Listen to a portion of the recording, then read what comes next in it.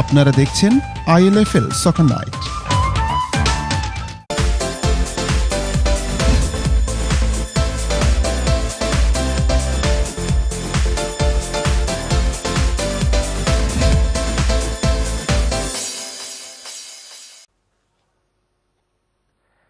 And welcome back.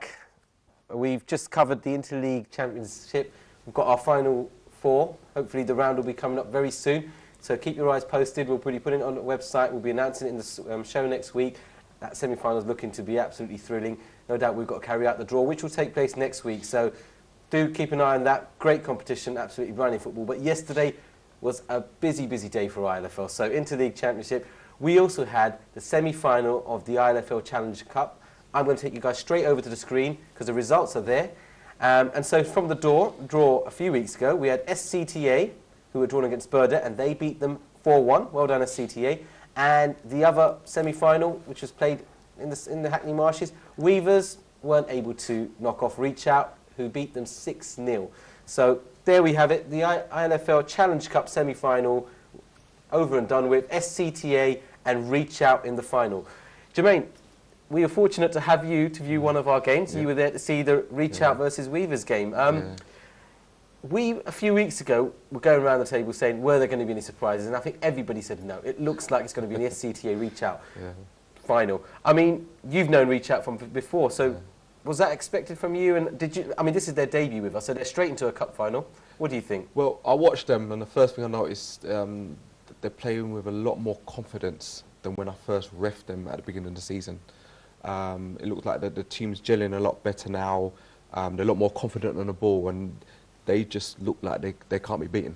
You know, they've got that feeling. That's what I saw with them. And you know, I was watching a lot of the game when I was walking between the Interleague Champions games, and like I said, they just look assured, very assured. You know, in the league, first 6 games, 100%.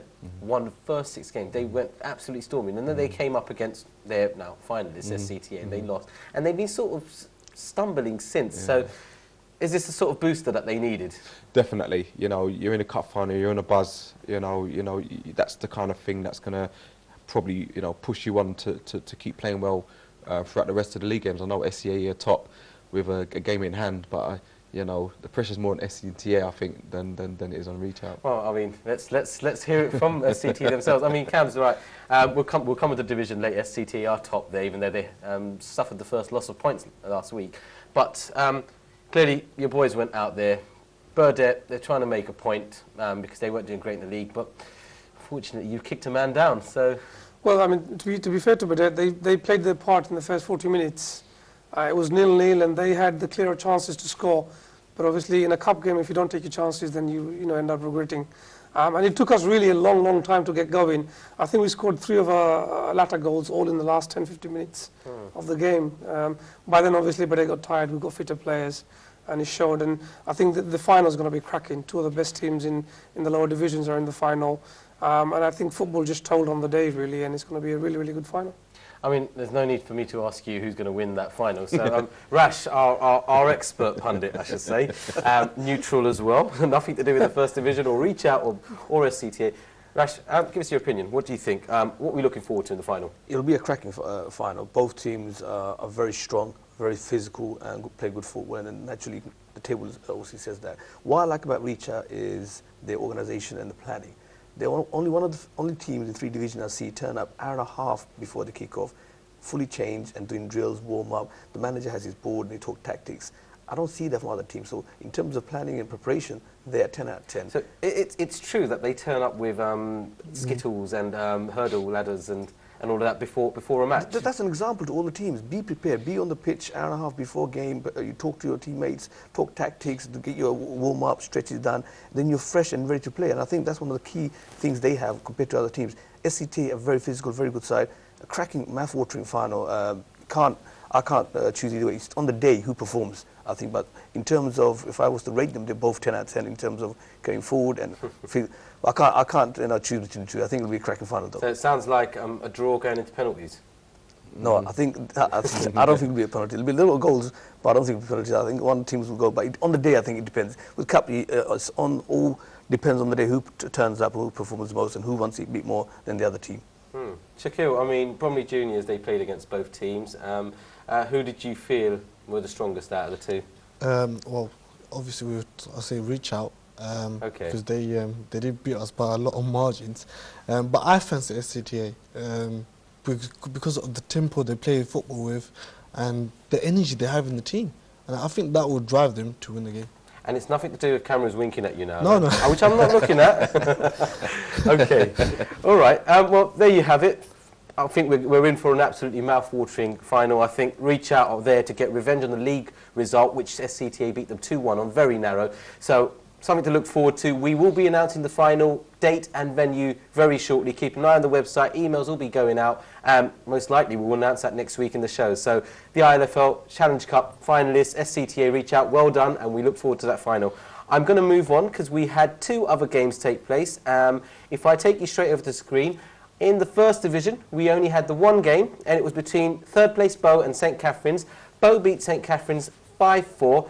So the division looks like this, if I take you back over the screen. SCTA and Reach Out, obviously, cup competitions, so they didn't play, but Bow played. They've narrowed the gap down to 3 points from SCTA and 2 points away from Reach Out. So that division looking quite tight, actually, at the top. I mean, Cameras, initially, it looked like SCTA Reach Out storming away, probably going to open up a 10-point gap, but Bow not too far behind, actually. I mean, all it takes is one slip-up from either teams, and Bow can actually leapfrog you. That's correct, and you know, Bow were the first team to beat Reach Out in the league, and they've done really well. They're in the semi-final of the League Cup as well, the only low-ranking team to have gone that far. So I think we must give Bow immense credit. They you know, their young manager has done, you know, very good work with Bow, and they deserve all the credits and accolades they get. Their league status, sitting third on 19 points, is again no fluke. It's all their hard work, it's their dedication, preparation. They did have the best of starts. It's third game into the season that they start improving and changing things. So good luck to them. You know, they can take Reach Out and SCTA all the way to the end. If I take you over to the second division results on the screen now, we only had one game, but that was an absolute cracking game. Top two, Robin Hood Tigers versus Beaumont U, and that finished 3-3. And as a result of that, the table looks like this. Robin Hood Tigers and Beaumont Youth 2 points apart, and then Redcoat are 3 points behind Robin Hood, looking very tight. So, I mean, that was the only game that we had there. Rash, let's talk about, I mean, Beaumont Youth, your boys. They've there was a time when Robin Hood were 5 points clear.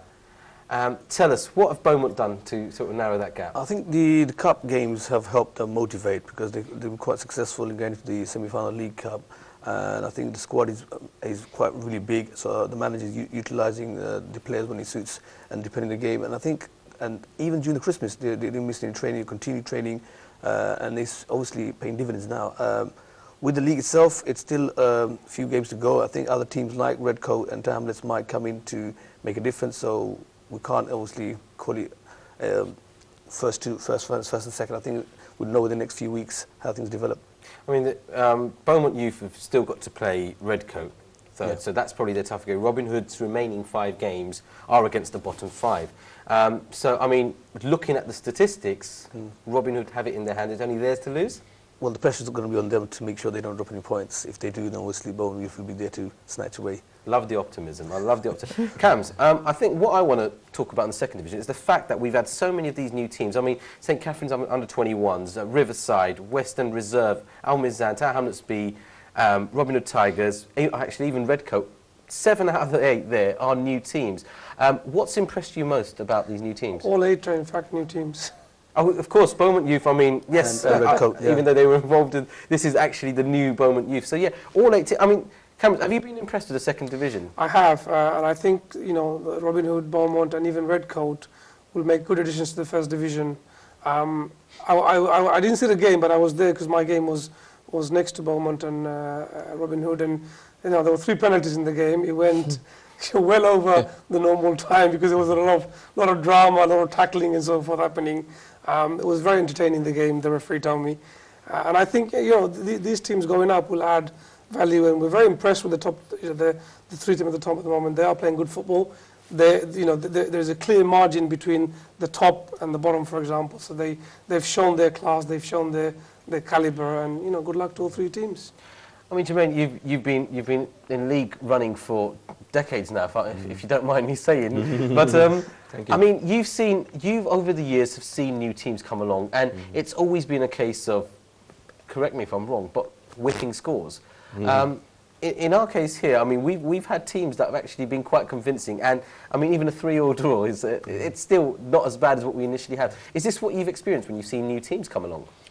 I think lately, a lot of new teams I've seen joining the league are not as weak as they have been in the past. I've noticed a lot of new teams are quite strong, and I think it's good that you've got 8 new teams that's come into one division. That's incredible, But yeah, it's not like how it was before when new teams come into the league and they just want to go in the bottom division or what have you.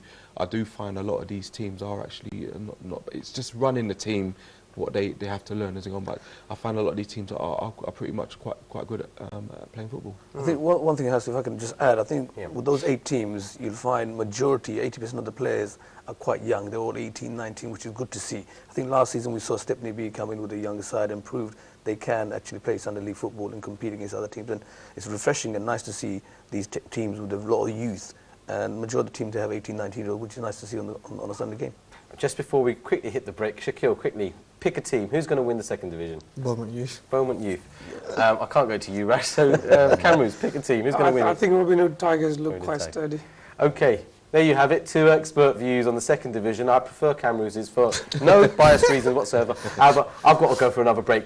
Don't go away. Third segment, we've got the veterans. Everything. We've even got a game to show you in the veterans. So go for a quick break. We'll see you guys very shortly.